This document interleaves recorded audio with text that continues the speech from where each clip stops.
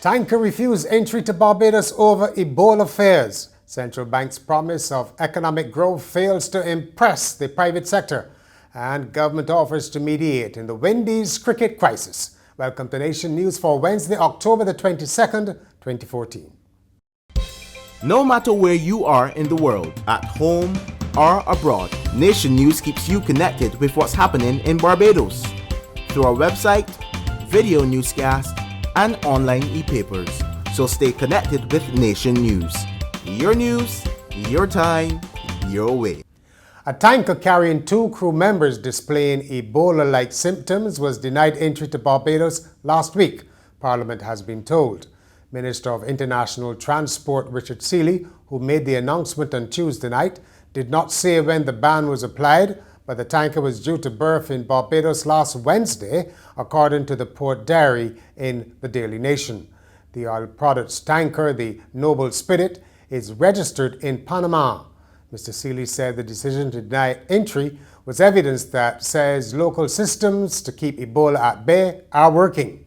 He dismissed claims by opposition leader Mia Mottley that government was not given enough attention to the deadly disease. He also explained why government had not imposed the ban on travelers from West Africa. The systems are working.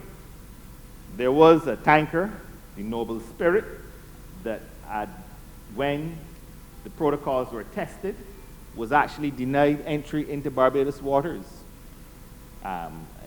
There were 2 persons on board who had symptoms that were deemed to be Ebola-like. We have, of course, decided to take a very measured, sensible approach to this situation. And what we have done is, of course, put the various parties together and to come up with the appropriate protocols. A travel ban, I've noticed some of our neighbors have gone that route. We have decided not to go that route. That is a bit extremist and not at all sensible thinking. Because if you start, how do you stop? If you go and identify 3 countries in West Africa where there are Ebola cases and ban travel from there, what happens when you have a couple of cases in the United Kingdom? Are we going to shut down the UK source market and ban travel from there too? The private sector is concerned about the central bank's announcement that government still has a lot of work to do to meet its deficit reduction target for the remaining months of the financial year ending March 31st.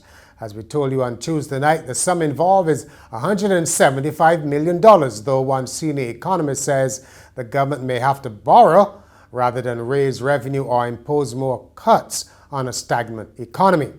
Now, the chairman of the Private Sector Association, Alex MacDonald, says the bank's third quarter review outlined by Governor Delisle Worrell did not provide any reason to feel encouraged that the country is on the path to recovery. Dr. Worrell predicts growth next year of more than 2%, well above the IMF forecast of a miserly 0.5%. Mr. MacDonald told the news conference that the report left some unanswered questions. To raise a further $174 million in a program that we don't yet know what it is causes speculation, and I think if you're planning your new year, as many businesses are doing now, many businesses start their new year in January, February, March, that there still is a big question mark. Will there be further taxation? Will there be further retrenchment?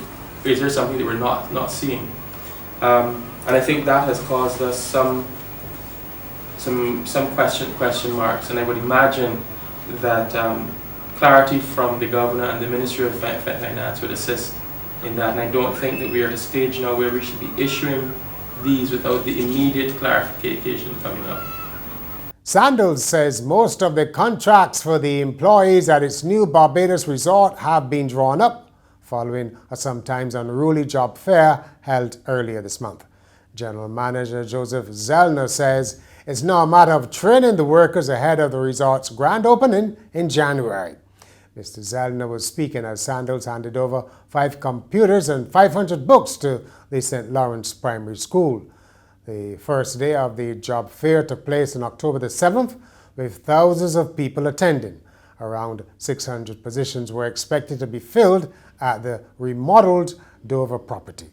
Government could soon be introducing new regulations to govern land valuers. Minister of Finance Chris Sinclair said government had determined that the land valuation industry was critical to the economy and therefore could not afford to be unregulated for much longer. He was speaking at the opening of the 3rd Annual Caribbean Construction and Valuation Conference at Hilton, Barbados. Governor General Sir Elliot Belgrave stayed closer to home when he visited the Bay Primary School, where he dished out nuggets of wisdom. During his 90-minute visit to the school in Bayville, Sir Elliot urged the children to read good books instead of watching television and to stay away from bullying, violence and vandalism. In sport, Minister of Sport Stephen Lashley has offered to mediate in the West Indies cricket crisis, which led to the collapse of the Indian tour last week. He told the House of Assembly he was concerned about the state of West Indies cricket and wanted to help in the search for a solution in any way he could. Mr. Lashley made the comments after opposition member Glenn Clark called for government to state its position on the tour's early end as a result of a pay dispute. And finally, a woman getting over a breakup in China nursed her broken heart by spending a week eating chicken and sleeping at a 24-hour KFC near her home. 26-year-old Tan Shen says she decided to stop into the KFC at the train station near her home shortly after she and her boyfriend broke up, and she ended up staying at the fast food restaurant for a week. Tan said she decided to end her week-long stay at the eatery when she started attracting attention from local media. And I was getting sick of the taste of chicken, so there was no point in staying anymore, she said. Let's hope she's got over it. And that's Nation News for Wednesday. For more, visit nationnews.com, as well as YouTube, Facebook, and Twitter.